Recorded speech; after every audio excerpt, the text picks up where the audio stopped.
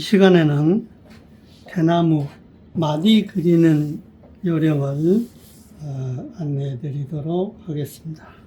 역시 붓은 지금 12호 붓을 사용하고 있습니다. 12호, 12호, 14호 이런 것이 좋습니다. 붓의 크기가 화산지 크기하고 조금 상관관계가 있겠죠. 큰 종이에다 그림을 그릴 때는 붓도 약간 큰 것이 좋겠죠.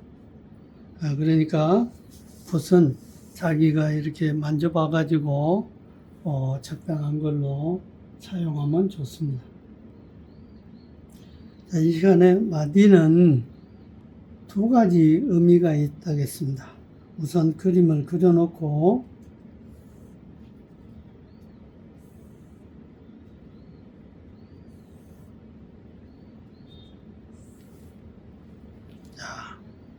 대나무 그릴 때는 마디 부분에 이렇게 흡수지를 내는 것이 좋겠습니다. 자, 이 대나무에서 이 대나무는 몇 마디입니까? 그랬을 때 하나, 둘, 셋, 네 마디이지요. 그런데 이 대나무 그림에서 마디가 몇 개입니까? 그랬을 때는 하나, 둘, 셋입니다. 그러니까 마디를 이 간격 이것을 마디라고도 하고 이 부분을 마디라고도 한다겠습니다. 두 가지 뜻이 있다겠습니다. 마디를 그릴 때 측봉해서 이 얘기를 하겠습니다. 자, 잎필에서 송필, 수필 부분에 이렇게 힘줘서 띱니다. 다시 잎필 부분에서 이렇게 힘줘서 이렇게 가죠. 수필, 다시 필, 수필, 자, 이렇게 합니다. 그러면 이 마디의 길이는 대나무가 뿌리 있는 부분에서부터 점점 커 나올수록 길어집니다. 반드시 길어지게 그리는 그런 것은 아닙니다. 그런데 길어졌다가 끝부분에서 가늘어져서 점점 좁아지죠. 구조가 그렇게 되어 있습니다. 그런데 실제로 그릴 때는 이걸 꼭 그대로 안 그려도 됩니다. 짧았다 길었다 이렇게 해도 됩니다. 그림의 구도상 무게가 어느 곳에 두어야 되냐, 그쪽에 마디를 멈춰서 그리면 되겠죠. 자, 이렇게 그립니다. 방금 그린 태와 지금 그린 태와 어떤 차이가 있는가 잘 살펴보기 바랍니다. 수필 부분에, 자, 여기 잎필 부분을 이렇게 옆으로 이렇게 냈어요. 자, 잎필 부분이 왼쪽에 있는 그림의 잎필 부분과 수필 부분이 서로 만나는 것이 가깝게 되어 있죠. 오른쪽의 그림은 좀 어긋나 보이죠. 자, 이렇게 그렸을 때 똑같이 마디를 표현을 해봅니다. 자, 이렇게 했습니다. 이렇게 했습니다. 이렇게 했습니다.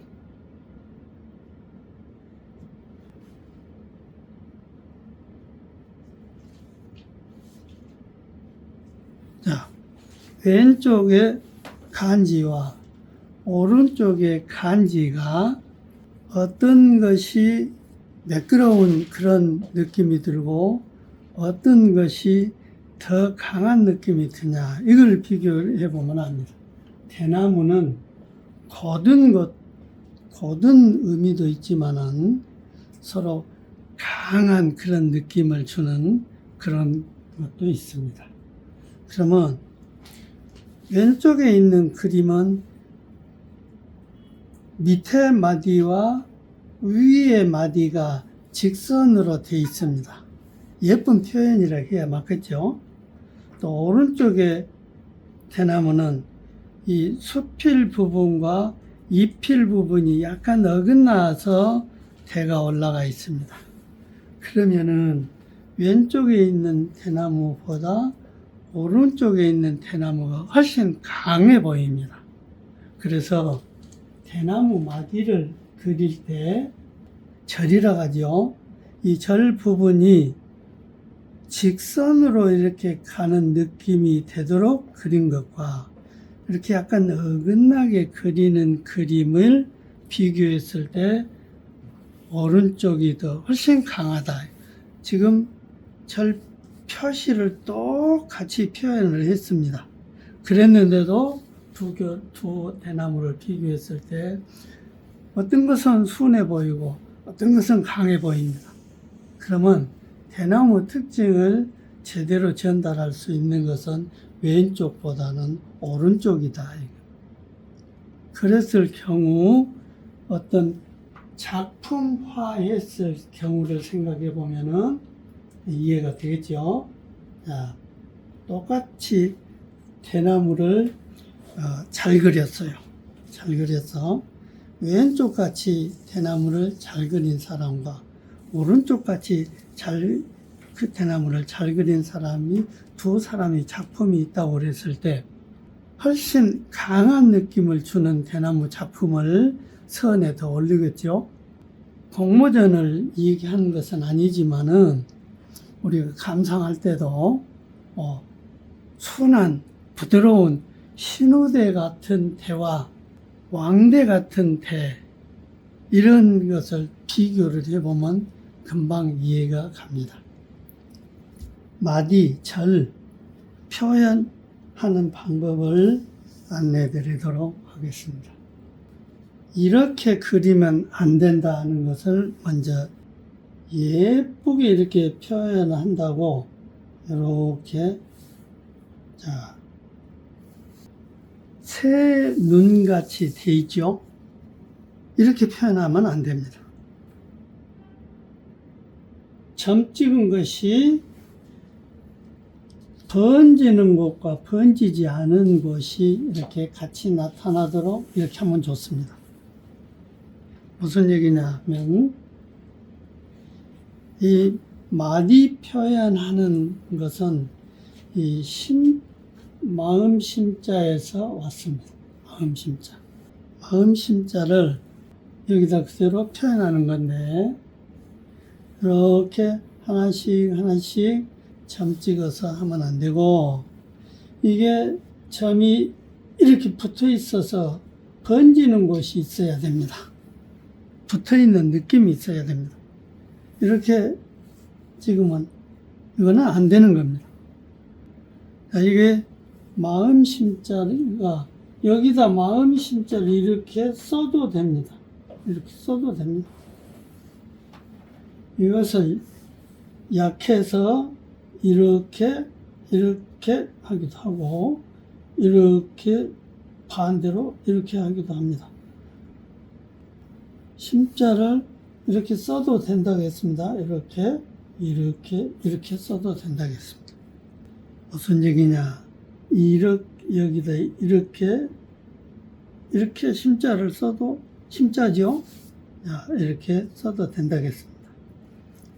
그런데 우리가 그림 공부하는 사람들은 계자원에서 나온 계자원 화전이라는 책이 있습니다. 그것을 헌법같이 생각하고 거기에 따라서 공부를 많이 합니다. 그런데 거기 계자원에 이렇게 된 설명이 있습니다. 그런데 대나무가 이렇게 있을 때 절 표시를 표현을 할 때 자, 아래쪽 부분은 심자를 이런 식으로 하고 중간 부분은 이렇게 직선으로 하고 윗부분은 이렇게 팔자식으로 이렇게 그려라. 그렇게 되어 있습니다. 그런데 이거는 틀린 말입니다. 왜 틀리냐 그러면 실제로 전부 이렇게 생기지 않았습니다. 마디가 보는 방향에 따라서 다를 수도 있습니다.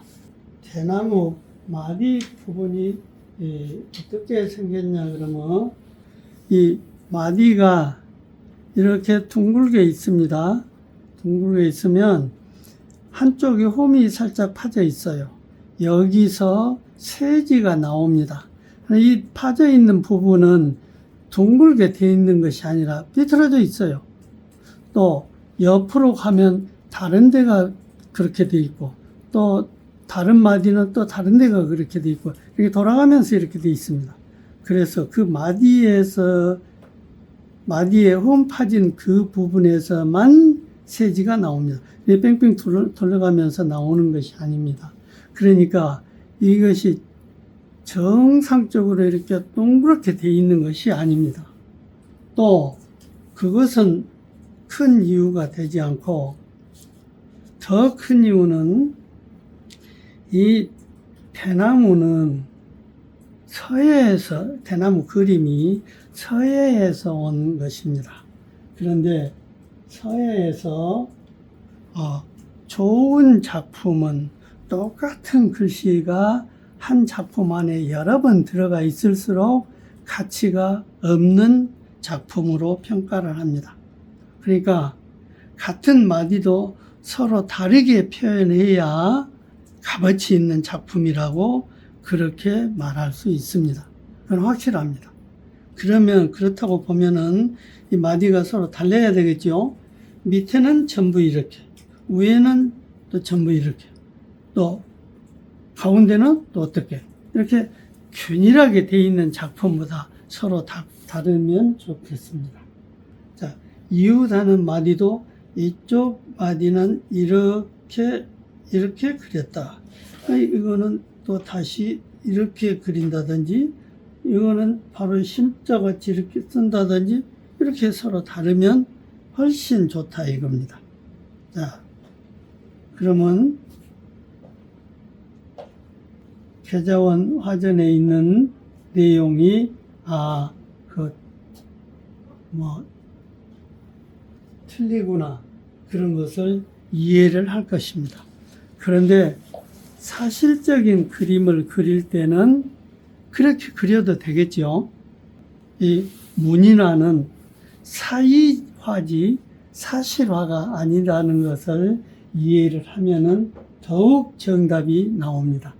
자, 이해가 되시는지 모르겠습니다.